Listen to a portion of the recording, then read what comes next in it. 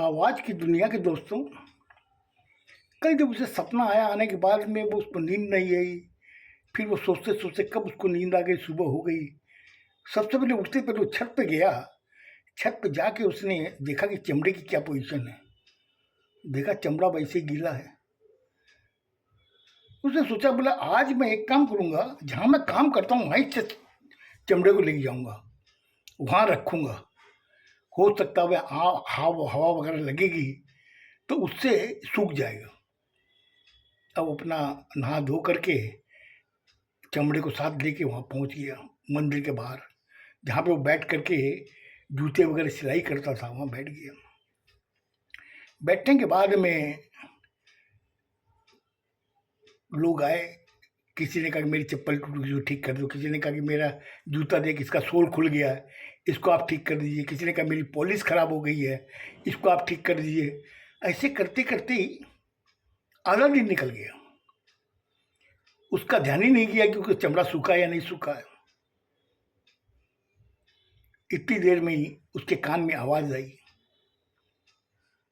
बोले दिन भर काम ही करता रहेगा या मेरे चमड़े को भी देखेगा। उससे वो मधुर आवाज़ जब सुनी, उसने कहा मेरे श्रीनाथ जी की ये तो आवाज़ है। उसने चमड़े की तरफ देखा,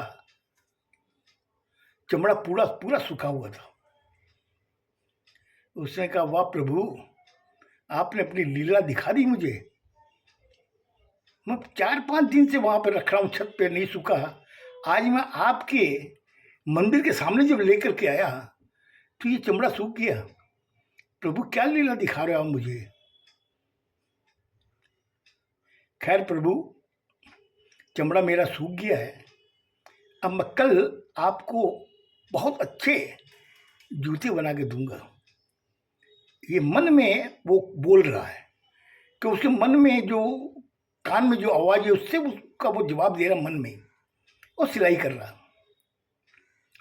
करने के बाद के अंदर जब जाने का टाइम आया, देखा कि एक जने की खाली जूता का सोल खुला हुआ था। उसको जब सील करके जब उसको दिया, देने के बाद में उसने कहा कि कितने पैसे देने हैं। उसने उसको आवाज़ भी जानी पहचानी लगी। उसे ऊपर देखा तो श्रीनाथ जी की चेहरा उनको दिखाई दिया। श्रीनाथ जी का जब उसने चेहरा देखा, उसने कहा प्रभु क्या चीज़ के पैसे देने हैं। नहीं नहीं, तुमने अभी जो मेरे जूते का सोल जो सिलाई किया है उसके कितने पैसे देने हैं। बोले प्रभु क्यों लज्जित करते हो, सब तो आप ही का दिया हुआ है। मैंने अपनी जिंदगी में इतना नहीं कमाया जितना आपने 10 दिन में मुझे दे दिया। प्रभु आप मुझे लज्जित न करें।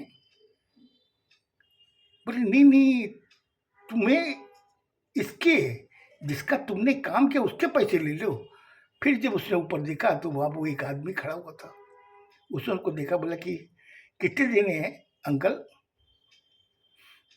उसने जो मांगे उसको उसने दे दिए, दे के वो चला गया। जाने के बाद में वो सोचने लगा, बोला कि ये मुझे बार बार श्रीनाथ श्रीनाथ जी क्यों दिखते हैं, ये क्या चाहते हैं मुझसे। अचानक उसके अंतरात्मा से आवाज आती है, अरे चाहते क्या, ये अपने जूते चाहते हैं। वो तो बोले हैं कि मैं इतने दिन से बिना जूते को मेरे पैरों में ठंड लग रही है। तुम एक काम करो, आज सारी रात जाग जाग करके ये जूते बना दो श्रीनाथ जी के, और कल ला करके इनको पहना देना। अब वो क्या किया, घर गया, जाके सारी रात बैठ के उसने बहुत अच्छे कसीदाकारी करके चमड़े के ऊपर उसने जूते बनाए और बना के उसने रख दिए। फिर कहा कि मैं सुबह सबसे पहले मंदिर जब खुलेगा तो उसमें तो कोई रहता नहीं है, मैं जाकर दर्शन कर लूँगा और उसमें उनको जूते ही पहना दूंगा। वैसे ही उसने किया। जल्दी उठा, नहा धो करके जूते एक डब्बे में डाल करके पहुंचा मंदिर। मंदिर में देखा कि वहां कोई नहीं था, पुजारी भी नहीं था, दरवाजे खुले हुए थे। वो अंदर घुसे उसने देखा श्रीनाथ जी को। श्रीनाथ जी को जब देखा तो श्रीनाथ जी मुस्कुरा रहे थे। उसने कहा कि प्रभु आप मुस्कुरा रहे हो? बोला हाँ, मैं खुश हूँ, तुम मेरे जूते बना के लाए हो ना? बोला हाँ प्रभु, ये देखिए। बोले कहाँ देखूँ, तुम मेरे पैर में देख।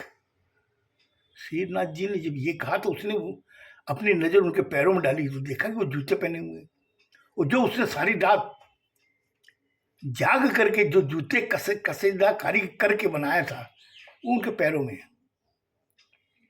उसने कहा प्रभु ये क्या, मेरे हाथ में जूते? बोले कहाँ है? देखिए उसके दोनों हाथ खाली और जूते उनके पैरों में।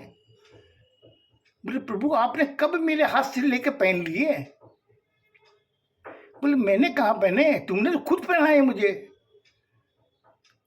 बोले प्रभु मैंने कब पहनाया आपको?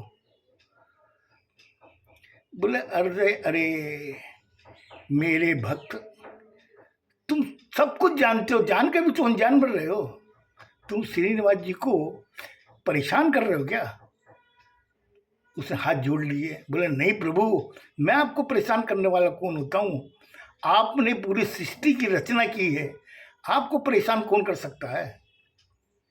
तो बोला कि तुम्हें तो अपने हाथ से पहनाए हो, और देखो मैं पहन रखा हूँ, अब मुझे ठंड भी नहीं लग रही, अब सर्दी आएगी तब भी मुझे कोई प्रॉब्लम नहीं, गर्मी आएगी तब भी मुझे कोई असुविधा नहीं होगी।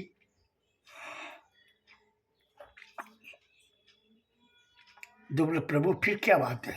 बोले बात ये है कि तुमने अपनी सदा से जो बनाए ना वो मैंने पहन लिए, और अब मुझे कोई तकलीफ नहीं है, लेकिन तुम जिस हिसाब से मेरे भक्तों की सेवा करते हो ना वो मुझे बहुत अच्छा लगता है, इसीलिए मैं तेरा भक्त हूँ।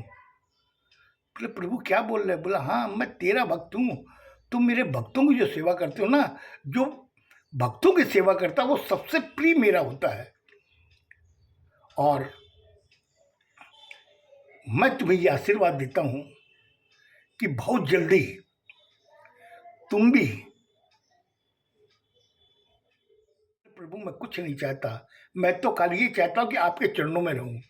बोले इतने साल तो तू चरणों में रहो, अभी भी चरणों में रहने की इच्छा है? बोला हाँ प्रभु, मैं चाहता हूँ कि मेरी जिंदगी आपके चरणों में गुजरे, और मेरी मौत हो तो भी आपके चरणों के सामने ही हो। बोला श्रीनाथ जी मुझे आशीर्वाद दीजिए।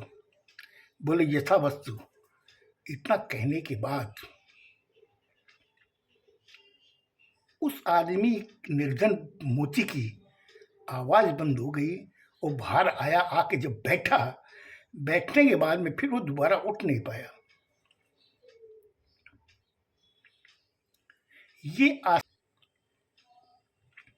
ये आस्था थी एक इंसान की श्रीनाथ जी के लिए, और श्रीनिवास जी ने उसे साक्षात दर्शन दे करके अपने पास बुला लिया।